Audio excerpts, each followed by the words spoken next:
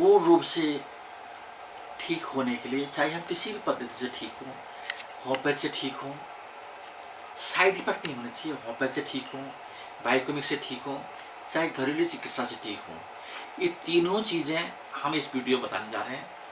मैं इसमें होम्योपैथी पद्धति से कैसे ठीक होंगे वो आप लोगों को बताऊंगा। लगातार लोग कोई भी चीज़ ऐसी भारी चीज़ खाते हैं या सुपाच्य चीज़ नहीं खाते हैं, या तो उल्टी हो जाती है, दस्त हो जाती है। उल्टी हो रही हो, दस्त हो रही हो, तो उसके लिए कुछ मेडिसिन आपको बताने जा रहा हूँ कि उल्टी हो चाहे दस्त हो, उन दोनों के लिए हैजी के रूप में मान लीजिए या उल्टी दस्त के रूप में मान लीजिए कुछ मेडिसिन बताने जा रहा हूँ, उनका प्रयोग करेंगे तो उल्टी और दस्त दोनों एक साथ ही बंद हो जाएंगे, साथ में अलग अलग हो रहे हैं तो वो भी ठीक होंगे आपके। चलिए शुरू करते हैं।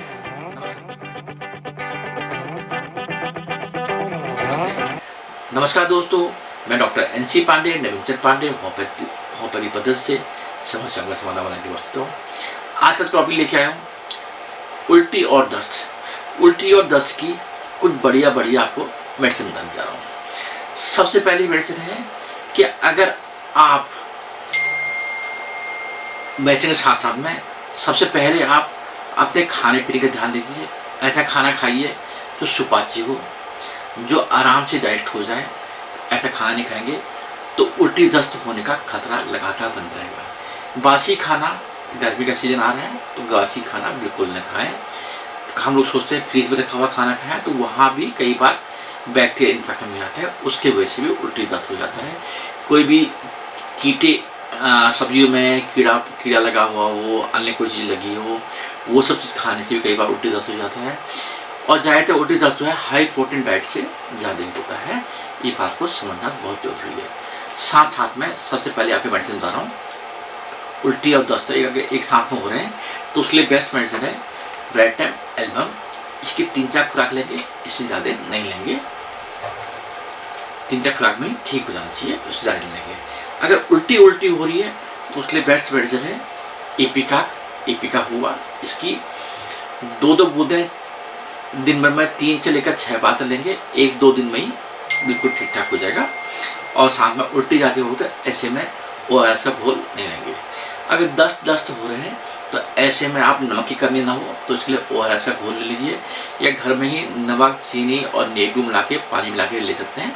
तो उससे शरीर में जो पानी की कमी है वो भी पूरी होगी, और साथ में कुछ दवाई बता रहा हूँ उनका प्रयोग करेंगे तो दस्त होने पूर्ण रूप से खत्म होंगे। पहली मेडिसिन है पोर्टापाइलम 30 में। पोर्टापाइलम 30 से 5-6 खुराक एक साथ ले लेंगे, मेरा मानना है इसी से कवर हो जाएगा। अगर इससे कवर नहीं होता है तो अगली मेडिसिन है एलोए 30 में, इसका प्रयोग करेंगे 4-5 खुराकें एक साथ में दूसरे दिन, तो मेरा मानना है पूर्ण रूप से दस्त जो है बंद हो जाएंगे।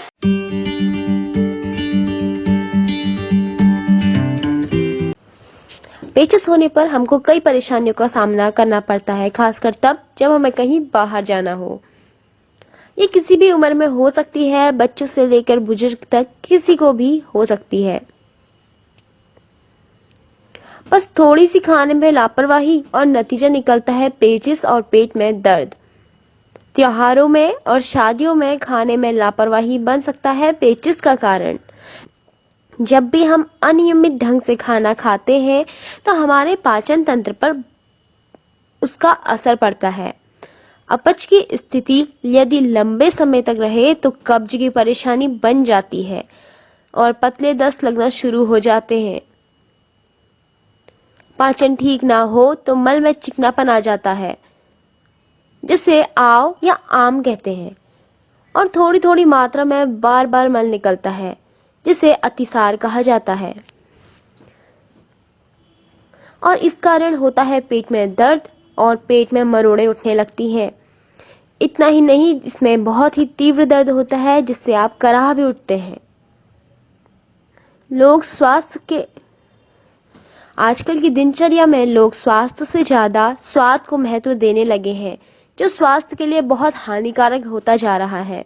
गलत खान पान का प्रभाव हमारे पाचन तंत्र पर बहुत बुरा असर डालता है और पाचन ठीक से नहीं हो पाता। इसके कारण होता है अपच, अजीर्ण, वात, प्रकोप, जिसे हम गैस भी कहते हैं, एसिडिटी, पतले दस्त लगना,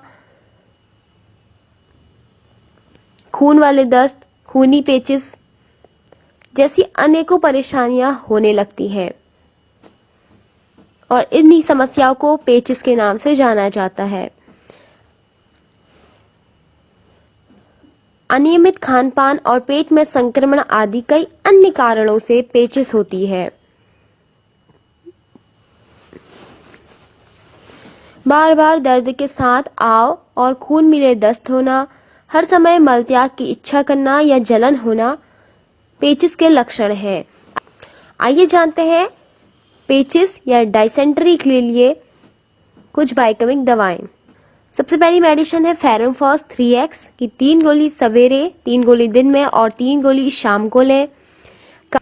कालीफॉस 3x की 3 गोली सवेरे, 3 गोली दिन में और 3 गोली शाम को लें। और मैग्नीशियम फॉस 3x की 3 गोली सवेरे, 3 गोली दिन में और 3 गोली शाम को लें। आइए दवाइयों को एक बार फिर नोट करेंगे। फेरमफॉस 3x की 3 गोली, कालीम्यूर 3x की 3 गोली 3 बार, कालीफॉस 3x की 3 गोली और मैग्नीशियम फॉस 3x की 3 गोली। इन सभी दवाओं की 3-3 गोली मिलाकर सवेरे, दिन में और शाम को लेने में आपको डायसेंट्री यानी पेचिश में बहुत आराम मिलता है। इसके साथ आइए अब जानते हैं उल्टी और दस्त के लिए कुछ घरेलू उपचार।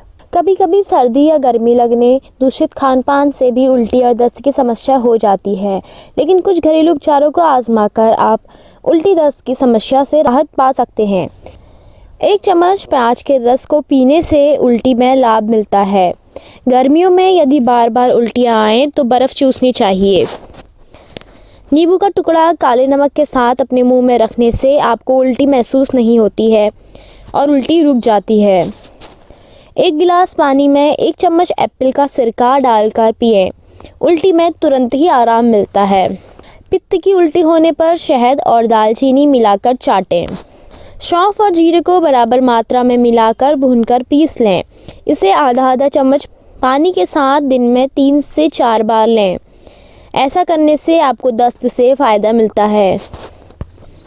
जामुन के पेड़ की पत्तियां पीसकर उसमें सेंधा नमक मिलाकर 1/4 चम्मच दिन में 2 बार लेने से दस्त रुक जाते हैं। दस्त आने पर दस्त के साथ शरीर के खनिज व तरल पदार्थ बाहर निकलते हैं। इनकी कमी को पूरा करने के लिए ORS का घोल आप ले सकते हैं। दस्त आने पर दूध और उससे बनी हुई चीज़ों का सेवन कतई भी ना करें, इससे आपकी समस्या बढ़ सकती है। दही भात को मिश्री के साथ खाने से दस्त में आराम मिलता है। हरड़ को पीसकर शहद के साथ मिलाकर चाटने से उल्टी की समस्या से राहत मिलती है। उल्टी होने के 12 घंटों बाद तक ठोस आहार का सेवन ना करें, लेकिन भरपूर मात्रा में पानी और फलों के रस का सेवन करते रहें। 1 चम्मच अदरक, नींबू का रस, काली मिर्च के साथ लेने पर भी दस्त में आराम मिलता है। दोस्तों, ये थे कुछ घरेलू उपचार जिन्हें आजमाकर आप उल्टी की समस्या से राहत पा सकते हैं।